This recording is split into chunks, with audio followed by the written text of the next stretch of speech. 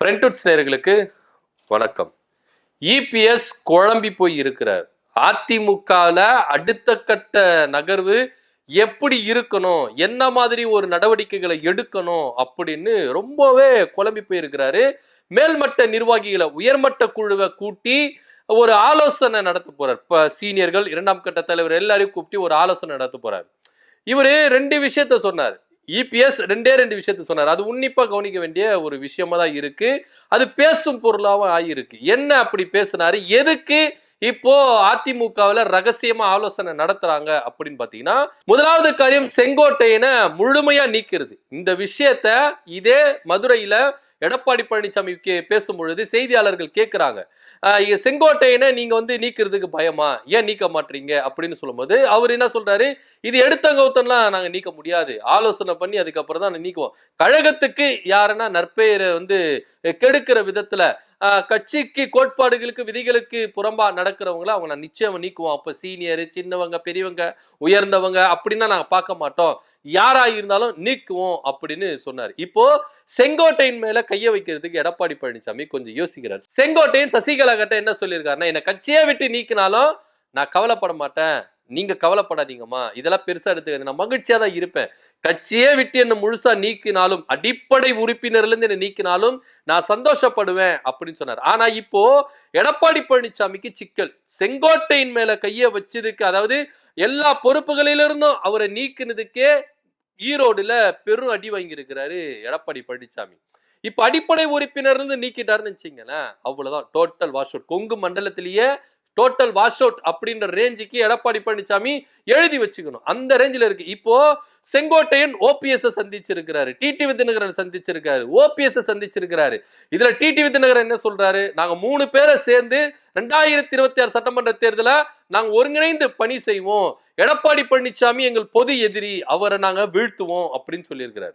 இப்போ செங்கோட்டையன் அவர்கள் அதிமுகவின் அடிப்படை உறுப்பினர், அதாவது பொறுப்புகள் நீங்க அவர்கிட்ட இருந்து மாவட்ட செயலாளரோ இல்ல எந்த ஒரு பொறுப்புகளை அவர்கிட்ட இருந்து நீங்க புடிங்கி இருக்கலாம், ஆனா அவர் அதிமுக உறுப்பினர். இப்போ எடப்பாடி பழனிசாமி அடிப்படை உறுப்பினர்ல இருந்து அதிமுகவிலிருந்து முழுசா செங்கோட்டையனை நீக்க முடியுமா அப்படின்றதுக்காகத்தான் இந்த ரகசிய ஆலோசனை கூட்டத்தை நடத்தியிருக்கிறார். இப்ப என்னன்னா, செங்கோட்டையன் மேல கைய வச்ச நீ கெட்ட அப்படின்ற ரேஞ்சில தான் எடப்பாடி பழனிசாமி கொஞ்சம் பார்த்து பதாமா வைக்கணும். ஏற்கனவே செங்கோட்டையன் கிட்ட இருந்து பொறுப்புகளை புடுங்கணும். அப்போ ஈரோடுல டோட்டல் வாஷ் அவுட் ஆயிடுச்சு. இப்போ செங்கோட்டையனை அடிப்படை உறுப்பினர்ல இருந்து நீக்கிட்டா எடப்பாடி பழனிசாமிக்கு, அதாவது அதிமுகவுக்கு ஈரோடுல கொஞ்சம் பெரிய தலைவலி வந்துரும் அப்படின்னு சொல்லிட்டு தான் இதை எப்படி கையாளணும் அப்படின்னு சொல்லிட்டு. ஏன்னா ஏற்கனவே தான் தோன்றிதனமா என்ன பண்றாரு, அதிரடியா இவரே முடிவு எடுத்துட்டாரு. செங்கோட்டையன் கிட்ட பொறுப்புகள் எல்லாம் அவர்கிட்ட இருந்து புடுங்குது எல்லாமே இவரே என்ன பண்ணிட்டாரு, தான் தோன்றிதனமா இவரே முடிவு எடுத்துக்கிட்டாரு.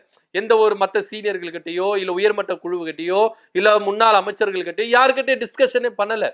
அப்பவே இவர் மேல என்ன பண்ணுச்சுன்னா, எதுக்குன்னு நீங்க அவசரப்பட்டு செங்கோட்டையனை கிட்ட பொறுப்பெல்லாம் நீங்க வாங்குனீங்க, அவர்கிட்ட அப்படியே விட்டுருக்கலாம், எதுக்குன்னு நீங்க அவசரப்பட்டீங்க அப்படின்லாம் நிறைய பேர் என்ன பண்ணாங்க, கடிந்து கொண்டதா தகவலும் இருக்கு. இப்படியா இருக்கும் பொழுது இப்ப அடிப்படை உறுப்பினர்ல இருந்து செங்கோட்டையனை நீக்கணுமா அப்படின்னு தான் ஒரு பெரிய கேள்வியா இருக்கு. நீக்க மாட்டார். ஏன்னா எல்லாருமே என்ன நினைச்சிருப்பாங்க, பா எல்லா பொறுப்புகளையும் புடிங்கிட்டாரு, இதுக்கப்புறம் செங்கோட்டையனை அங்க வச்சுக்கிட்டா என்ன வச்சுக்கிட்டாரு, இப்பதான் ஒரு முழுசா மாறிட்டாரு, ஓபிஎஸ் டிடிவி தினகரன் டீமுக்கு போயிட்டாரு, இப்ப எப்படி இவர் அதிமுக பயணிக்க முடியும்னா அங்கதான் செங்கோட்டையன் அவர்கள் ஸ்ட்ராங்கா நங்கூரத்தை போட்டு வச்சிருக்கிறார். நீங்க ஈரோடுல ஏற்கனவே கொங்கு பெல்ட் இப்ப அதிமுக கோட்டையா இருந்தது. ஜெயலலிதா காலத்துல எல்லாம் அதிமுக கொங்கு மண்டலத்தில் கொடி கட்டி பறந்தாங்க. இன்னைக்கு எடப்பாடி பழனிசாமியின் வரவினால கொஞ்சம் கொஞ்சமா என்ன பண்ணுது, கொங்கு மண்டலம் காலி ஆயிட்டே இருக்கு. இப்ப ஈரோடுலயும் நீங்க இது மாதிரி ஒரு விஷயத்த செங்கோட்டையன் மேல கை வச்சுட்டு மொத்தமா போயிருச்சுன்னா அந்த ஒரு விஷயத்த எடப்பாடி பழனிசாமி யோசிக்கிறாப்புல. இது மாத்திரம் இல்லாம பாஜக கிட்ட இருந்தும் கொஞ்சம் அழுத்தம் வருது, செங்கோட்டையன் மேல கைய வைக்காதீங்க. ஏன்னா செங்கோட்டையனும் போயிட்டாருன்னா அதிமுகல முக்காவாசி கிளம்பிடுவாங்க அப்படின்ற ரேஞ்சில தான் பாஜக சில ஐடியாக்கள் கொடுத்திருக்காங்க. அதனால தான் செங்கோட்டையன் மேல அதிரடியான முடிவெடுத்துக்கு பயப்படுறாரு. ஏன்னா நீங்க ஒரே ஒரு விஷயத்தை தெரிஞ்சுக்கோங்க, ஒருங்கிணைக்கணும், அதிமுக ஒருங்கிணைக்கணும் அப்படின்ற ஒரு விஷயத்துல 10 நாள் கெடு கொடுத்தாரு. ஆனா இவர் 24 மணி நேரத்துக்குள்ள எல்லா பொறுப்புகள் இருந்தும் செங்கோட்டையனை விலக்கி வச்சு அதிரடியான முடிவு எடுத்தார். இப்போ கண்ணெதிர்க்கவே செங்கோட்டையன் டிடிவி தினகரன் ஓபிஎஸ் சசிகலாவில் சந்திச்சுட்டு வராரு. இப்ப எந்த அதிரடியான முடிவை எடுக்க முடியல. ஏன் எடுக்க முடியல, ஏன் எதுக்கு எடுக்கல, பயப்படுறாருல. செங்கோட்டையின் மேல கைய வைக்கிறது நீங்க பொறுப்புகளை மட்டும் தான் நீங்க என்ன பண்ண முடியும், அவர்கிட்ட இருந்து வாங்க முடியும். அடிப்படை உறுப்பினர்ல இருந்து கட்சியை விட்டு நீக்க முடியுமா? நீக்க முடியாது. நீக்கினார்னா டோட்டலா வாஷ் அவுட் ஆயிடும். ஈரோடு மாவட்டமே எடப்பாடி பழனிசாமிக்கு இருக்காது அப்படின்ற ஒரு சிச்சுவேஷன்ல தான் இருக்கு. ஈரோடு மாவட்டத்தை விட்டுருங்க, கொங்கு பெல்ட்ல அப்படின்ற ஒரு விஷயமே இருக்குது இல்ல.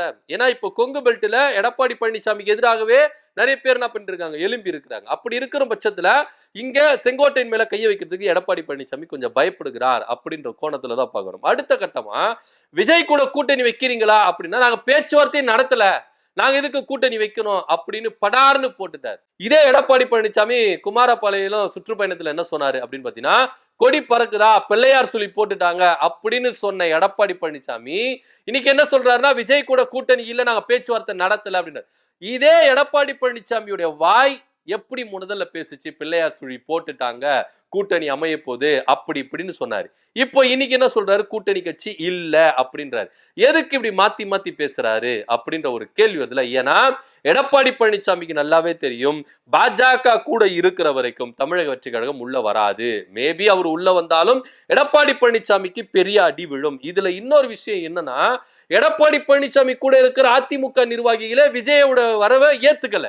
ஏன்னா விஜய் அதிகப்படியான தொகுதிகள் கேட்கிறாரு. இவங்க அதிமுக ஜெயிக்கிற தொகுதியில இருக்கிறவங்களே வர்றவங்களுக்கெல்லாம் நாங்க சீட்டை கொடுத்துட்டு போக முடியாது, எங்க மாவட்டத்துல இருந்து சீட்டுகளை நாங்க பறிச்சு கொடுக்க முடியாது, ஏன்னா எங்களுக்கு தெரியும் இந்த மாவட்டத்துல நாங்க ஜெயிப்போம் ஜெயிக்க மாட்டோன்னு.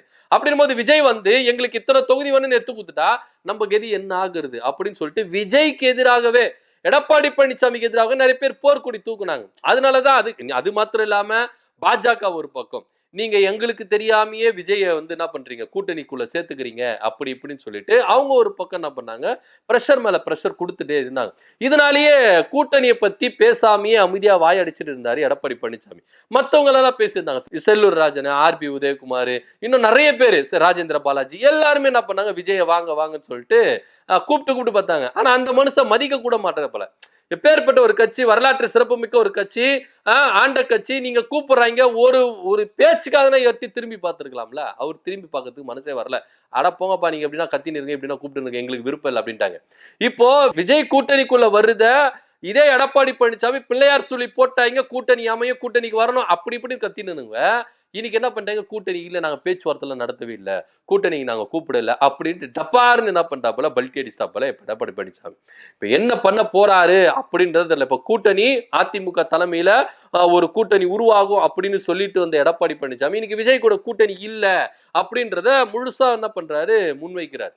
இது பாஜக ஒரு பக்கம் அழுத்தத்தை கொடுக்குறாங்க அப்படின்னு எடுத்துக்கிட்டாலும் அதிமுகக்குள்ளே எடப்பாடி பழனிசாமிக்கு கொஞ்சம் எதிர்ப்புகள் கிளம்பி இருக்குது. அதனுடைய வெளிப்பாடுதான் இன்னைக்கு தமிழக வெற்றி கழகத்தோட கூட்டணி இல்ல அப்படின்ற ஒற்றை முடிவுல வந்து நிக்கிறார். ஆனா எடப்பாடி பழனிசாமி நம்ப முடியாது, இன்னைக்கு இப்படி பேசுவாரு, நாளைக்கு வேற மாதிரி பேசுவார்.